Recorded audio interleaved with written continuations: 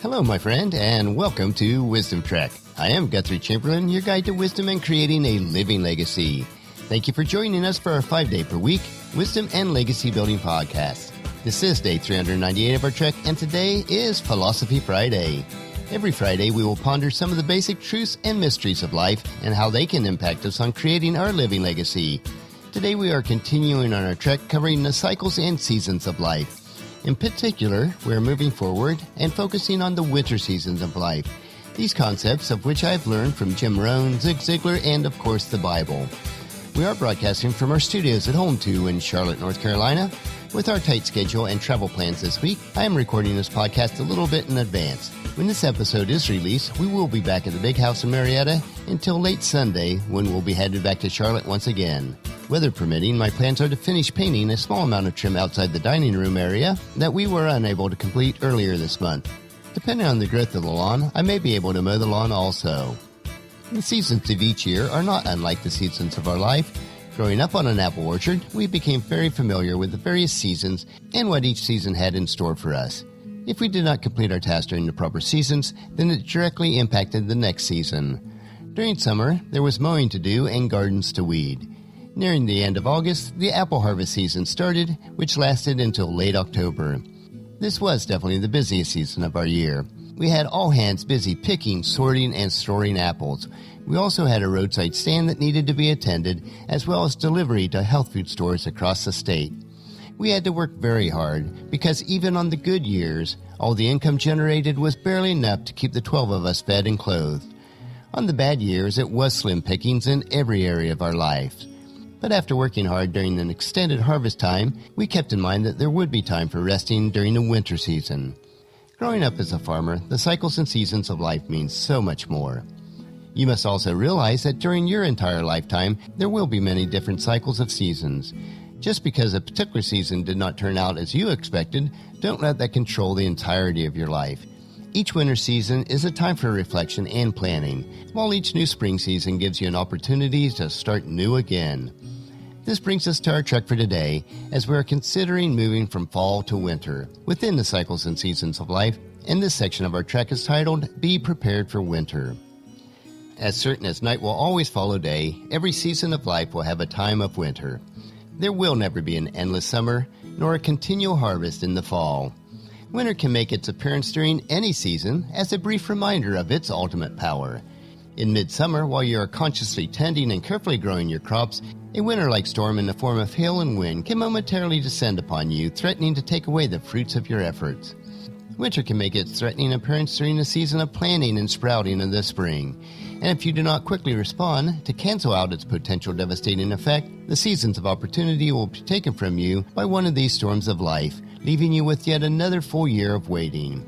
We certainly experienced this several years where the apple blossoms were hit with a late frost. Winter can also prematurely appear during the season of harvest, the fall, just as you're about to reap the rewards of your expended and extended human effort, and leave you with crops or a result of your work which are of little value. The first great lesson in life is to learn is that winter will always come, not only the time when the winter of cold, wind, ice, and snow are expected, but also at other times. Winters within your life can rear its cold wind and snow in the form of despair, loneliness, disappointment, or tragedy. It is the winters when your prayers go unanswered, when the acts of your children, whether young or old, leave you shaken and stunned. It is the winters of life when the economy turns against you and when the creditors come after you. It is the winter when competition threatens or when a friend takes advantage of you. Winter comes in many forms and at any time, both to the planter of the crops, as well to the person in business, and even to your personal lives. The arrival of these winters will find you in one of two categories. Either you are prepared or you are unprepared. If you are prepared, you have planted abundantly in the springs of your life, guarded your crops during the summer, and harvest massively during the falls. It is then that the winters can yet be another season of opportunity. It can be a time for reflection, a time for reading, a time for learning, a time for planning, a time for gathering your strength for the coming spring, and a time for taking the comfortable shelter of rest and relaxation. It can be a time of great enjoyment, a time to be shared with those you love and with those who have labored with you. It is a time for Thanksgiving and a time for sharing life's bountiful gifts. Winter is a time for being grateful, both for what you have as well as for what you can yet achieve. Winter is a time for rest, but not excessive rest. It is a time to enjoy the fruit of your labors, but not a time for gluttony. It is a time for warm conversations, but not a time for gossip. It is a time for gratitude, but not a time for complacency. It is a time to be proud, but not a time to be egotistical. Keeping in mind, though, that what you do with your time, with yourself and with your friends, and with your attitudes during the seasons of winter determines what you will do with the coming spring. You are meant to constantly improve your conditions, your results, and yourself. During winters, you can either improve or you can regress, for never do you remain the same. If you do not improve, it is because you do not use your intelligence, your reasoning, and your full potential. Finally, what you do not use, you lose. Through the lack of use, you may lose your intelligence, your reasoning, your potential, and your strength. When lack of use or misuse costs you your worthy human attributes, you predictably regress. Again, it is one of God's basic laws for life that demands either human progression or human regression. You should always be reaching to fill your God-given potential. When you are prepared for winter's arrival, you can use the season to properly prepare for the next season. Take advantage of the time to prepare in a relaxed and non-hurried environment to make wise choices so that when spring arrives, your plan is already in place. If you have not properly prepared, the arrival of winter is a time of regret and a time of sorrow. Having lacked the willingness to pay the pain price of earlier discipline, you now pay the heavier pain price of regret. The burdens and the chains of discipline will now seem insignificant when compared to the massive weight and cumbersome restraints of regret. Regret is an empty storehouse or an empty bank account and will result in an empty kitchen when the coming fall is still yet another full year away. Even with the arrival of spring, your efforts will be expended with an empty stomach or an empty purse. If you are prepared, winter is springtime in yet another form. But if you are not prepared, winter's arrival is full of horror and uncertainty. Love and harmony will give way to accusations and anger. Too many people live their lives in this manner. They live on other people's monies and resources until there are no more available. Without attempting to paint too negative a picture, think about your situation if you have not prepared in the previous seasons of your life. Coming to grips with the reality of this situation may be the catalyst that you need for improvement in the next season. The time to imagine the horrors of winter for which you are unprepared is in the springtime and in your mind. Let this picture paint you the chilling winds, the snow-blown fields, and the ice-covered trees. Imagine and then experience in your mind's eye the wailing of a hungry child, the disappointment showing in the eyes of the ones that you love. Emotionally experience the fumbling for excuses and the apologies of your past mistakes. The fear that comes with the knock on the door, the phone calls, or the delivery of the mail. Anticipating these scenes in advance can provide you with the shock that moves you to massive effort in the spring.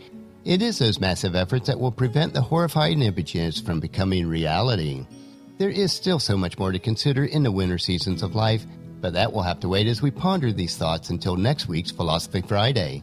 At that point, we will conclude our series on the cycles and seasons of life. Planting, nurturing, harvesting, and planting are all parts of the cycles and seasons of life. And it reminds me of Proverbs chapter 24, verse 27, where the wisest man who ever lived, King Solomon, instructed us to do your planting and prepare your fields before building your house. Now you might think it would be wiser to build your shelter first, but if you do this, then you will not have your planting done in time so that you can harvest during the fall. If you have shelter but no food, the winter nights will become long, cold, and you will be hungry. Plus, there will be yet an entire cycle of seasons to endure before the next food source arrives. This is the logical orders of the seasons of life. As Ecclesiastes chapter 3, verse 1 tells us, "For everything there is a season and a time for every activity under heaven." You do have to realize that all of us will face obstacles and hardships in life, but that does not change God's immutable laws of planting, nurturing, and harvesting. We will harvest what we plant. We cannot allow these obstacles and hardships to be an excuse for a meager harvest. We all know those who have overcome massive mountains of opposition to produce a bountiful harvest in their lives. When you grasp this concept, then you can achieve the rich and satisfying life that Jesus offers us in John chapter 10, verse 10. Next Friday, we will finish our winter season of life and recap this series covering the cycles and seasons of life. But our next trek will be Motivation Monday, where we will explore the trails on how to get and stay motivated so that you can bring value into your world. So encourage your family and friends to join us and then come along with us on Monday for another day of Wisdom Trek, Creating a Legacy. That will finish our trek for today. Just as you enjoy these daily doses of wisdom, we ask you to help us to grow Wisdom Trek by sharing it with your family and friends through email, Facebook, Twitter, or in person when you meet with them, and invite them to come along with us each day. If you'd like to listen to any of the past daily treks, they are available at wisdom-trek.com. And don't forget to subscribe to Wisdom Trek so that each trek will be downloaded to you automatically. I would also appreciate it if you'd rate and review us on iTunes or Google Play so that others can find out about Wisdom Trek and join us each day. The journal for today's trek is available at wisdom-trek.com. And thank you so much for allowing me to be your guide, your mentor, but most importantly, I am your friend as I serve you through the Wisdom Trek podcast and journal. And as we take this trek of life together, let us always live abundantly, love unconditionally, listen intentionally, learn continuously, lend to others generously, lead with integrity, and leave a living legacy each day. This is Guthrie Chamberlain reminding you to keep moving forward, enjoy your journey, and then create a great day every day. See you on Monday.